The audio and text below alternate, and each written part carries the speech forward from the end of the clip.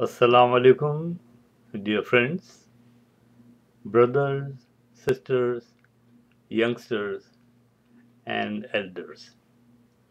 Today I have come to especially the Pakistanis with a request, with an appeal, which is very sincere. Please consider it with an open mind and a cool heart. Pakistan is undergoing the worst disaster of its history. Who doesn't know it? The floods and terrorism, destruction of the infrastructure. Houses have gone down, crops they have vanished, animal life,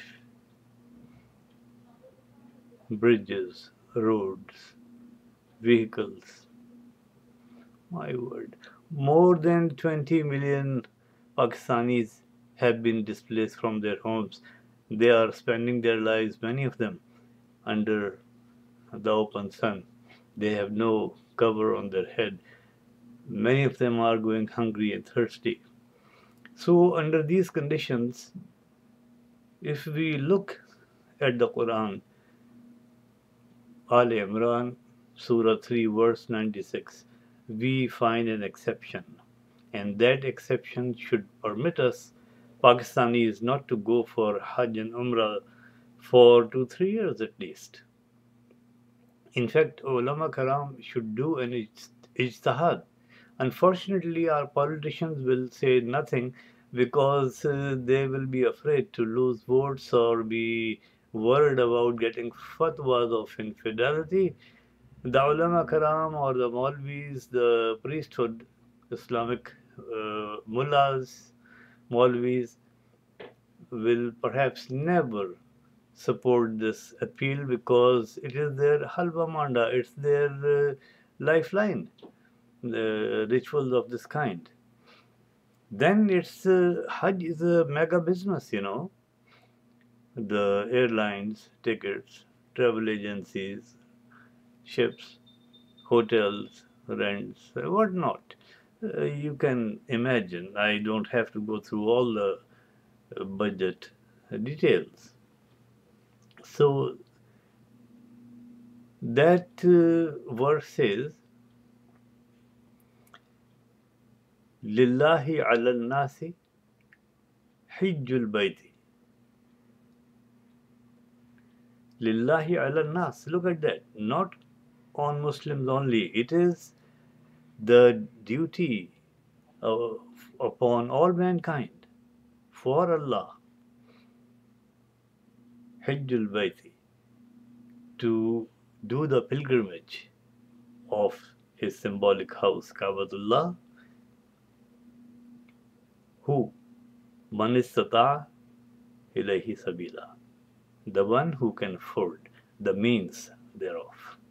Now, man istata, it does not apply to a singular person, it also includes nations. Pakistanis and the Pakistani nation and the country today are not in a position to spend billions of rupees, rather dollars, going on Hajj. There's a very common misunderstanding. People think of Hajj as a ritual worship.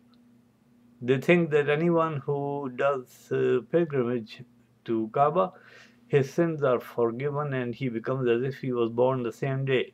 Wrong. That is a fabricated tradition. The only way to get rid of our faults, our sins, call them, or our transgressions in life is to innal hasanati yuzhibna sayyi'at. Good actions are those that benefit humanity, that benefit the creatures of Allah. Innal hasanati yuzhibna sayyi'at. Good actions, they erase bad actions. That is the only way. not Hajj. No. So this massive ritual of Hajj, more than 2 million people going there. Well, I'm appealing to Pakistanis at this time only. So they go in hundreds of thousands. By doing so, I think they will be betraying their suffering fellow men, their countrymen and women who are in dire need of support of all kinds. Let's think, consider.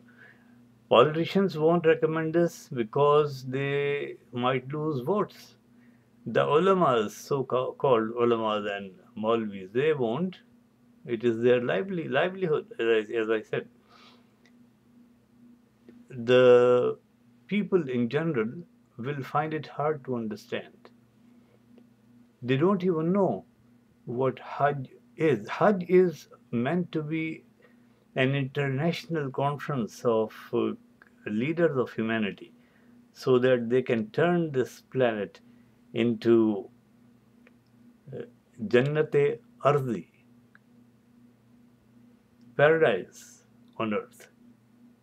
In the tongue of the Bible, the kingdom of Lord on earth. That is why it is to be uh, done pilgrimage every year.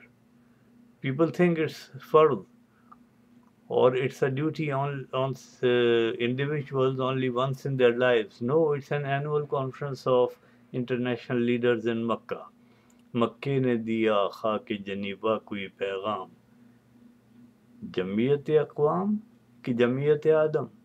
League of Nations had a unity of nations, so called, but we still had the Second World War, the horrible one.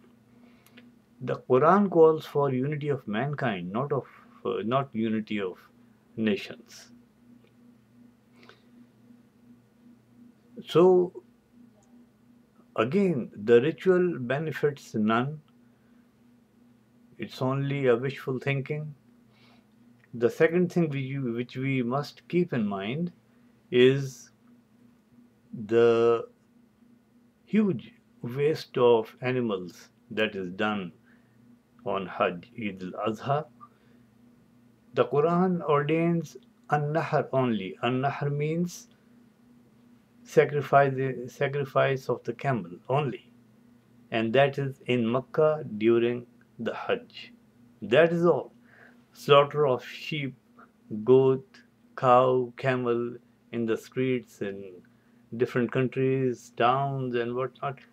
That is not ordained by Allah anywhere. That's a huge waste of generations.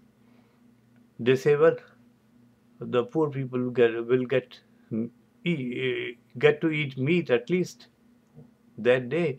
No, if millions of animals are not slaughtered on a single day, you will save their generations, and according to demand and supply, we will have so much of the animal resource left that we would be able to export them to other countries.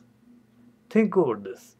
And let us not be of those who are kissing the black stone, throwing stones on the so-called three Satans in Mecca, and our neighbors, our countrymen, men, women, children, they are dying of hunger and of